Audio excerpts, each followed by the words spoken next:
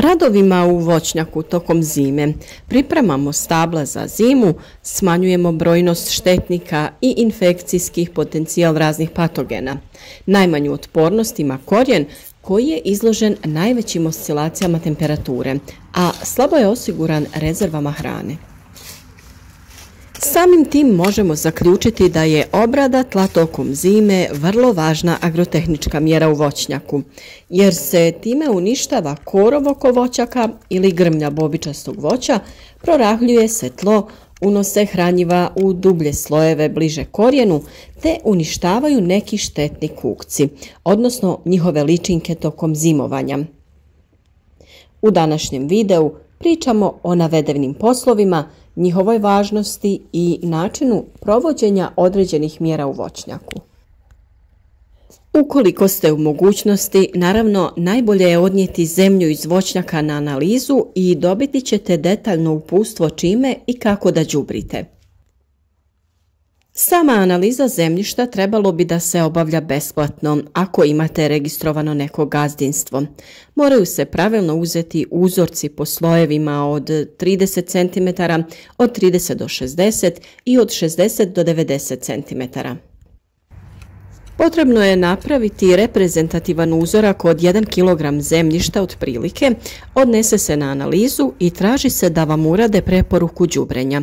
Na našem kanalu imate video o tome kako na pravilan način uzeti uzorak zemljišta za analizu. A sada se vraćamo našoj temi. Uništavanjem trave i korova uklanja se važan konkurent uzgajanoj voćki, koji naravno crpi potrebna hranjiva i vodu u sezoni vegetacije, pogotovo u nasadu mladih voćaka gdje je to izraženije. Još jedna prednost uklanjanja trave oko voćaka, to jest korova, jeste da obrađeno tlo oko sadnice sprječava i mehanička oštećenja. Primjerice, prilikom košnje trimerom ili kosilicom treba paziti da se ne približite previše sadnici, kako bi se izbjeglo oštećenje kore, što može biti izvor infekcije nekog patogena, a samim time i štetiti normalnom rastu i razvoju mlade sadnice. Gnojidba organskim i mineralnim gnojivima također je vrlo važna agrotehnička mjera, jer upravo jesensko-zimska gnojidba omogućava dovoljno vremena da se gnojiva otope, dođu bliže korijenu koji će ih lakše crpiti već na samom početku vegetacije, kada bubre pupovi i kada biljka cvjetaje. Najvažnije je primijeniti gnojivo na bazi fosfora i kalija te nešto manje dušika koji služi za ishranu korijena tokom zime i njegovo nakupljanje u tkivu drveta. Doza i količina gnojiva ovisi o provedenoj hemijskoj analizi tla, starosti same sadnice, to jest metodi promatranja i iskustvu.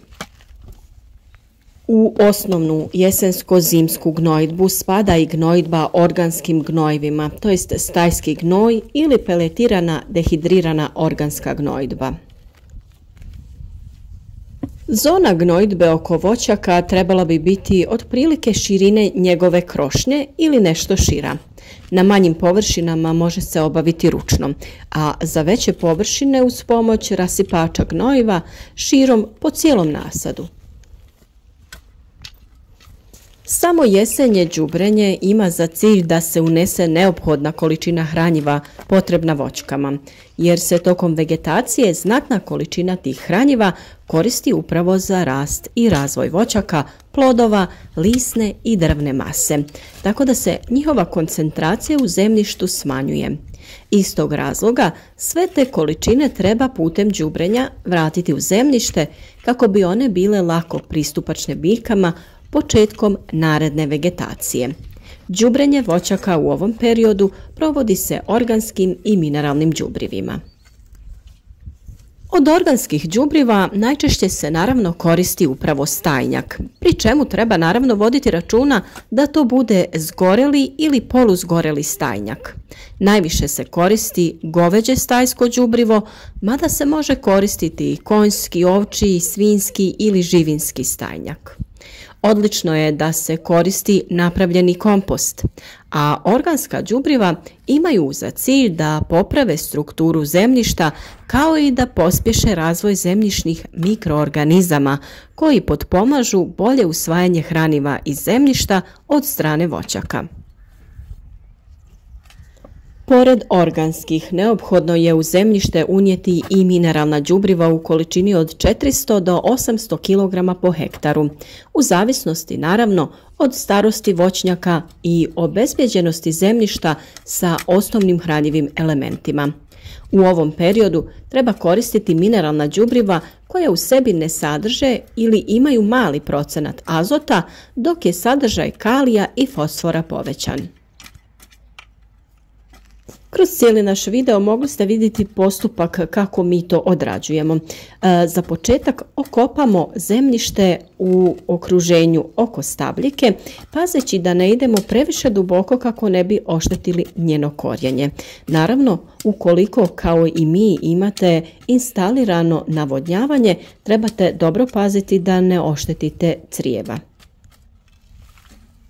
Okopavanjem zemljišta oko voćke uništavate korove, te ćete lijepo moći da izmiješate gnojivo po vašem izboru u zemljište kako bi ga biljka što lakše usvojila.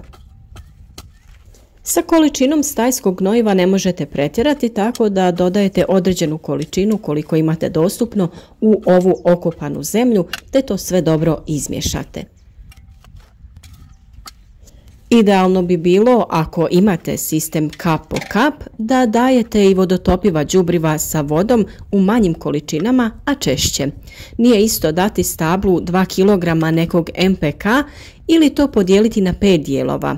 Biljka to ne može odmah da usvoji ni da potroši. Najbolje je postepeno. Sadnice u prvoj godini treba da dobiju negdje oko 150 do 200 grama NPK po stablu. U jesen prije svega fosfora i kalija, formulacije tipa 7-20-30 ili 8-16-24. Starije voćke trebaju dobiti po 500 grama. Različite biljke imaju različite potrebe. Tako, na primjer, breskva u odnosu na šljivu troši duplo više hranjivih materija. Sve je ovo rečeno orijentaciono, ali naravno, kao što sam na početku napomenula, za tačne količine i formulaciju bilo bi najbolje uraditi analizu zemljišta. NPK sa više fosfora i kalija se koristi prvenstveno iz razloga što voće u fazi mirovanja ne usvaja ova hranjiva, a azot se lako pod utjecajem padavina ispira i prenosi u dublje slojeve zemljišta gdje je nedostupan voćkama, dok se fosfor i kalij sporije razlažu i dostupni su biljkama u dužem periodu.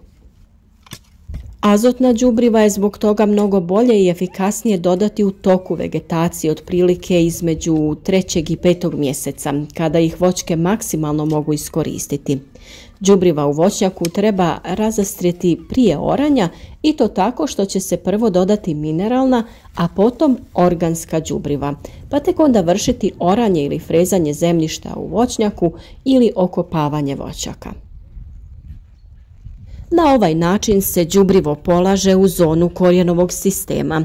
Ako se zna da kalij i fosfor izuzetno sporo migriraju kroz zemljište, onda je lako shvatiti prednost ovakvog načina unošenja đubriva. Ovakvim načinom se ne pospješuje rast korova, što se klasičnim načinom radi. Ovako se i direktno hrani biljka, te vrši podrivanje zemljišta i razbijanje pokorice ako je ima.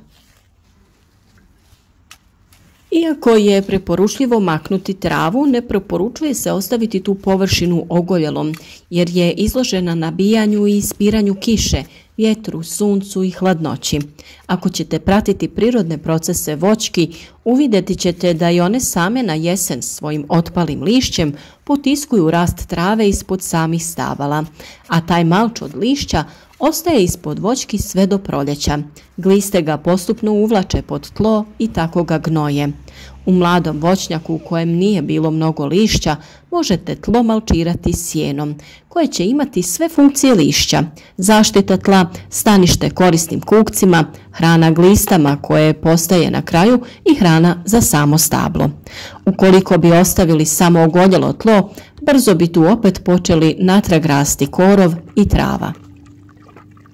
Naš voćnjak je dosta mlad, ali ima tu mnogo stabala različitog voća. Mi sada moramo prionuti u posao kako bi sve stigli, odraditi okopavanje i prihranu, a u sljedećem videu radimo zaštitu i krečenje stabala, pa svakako zapratite naš kanal kako ne bi propustili neki važan savjet.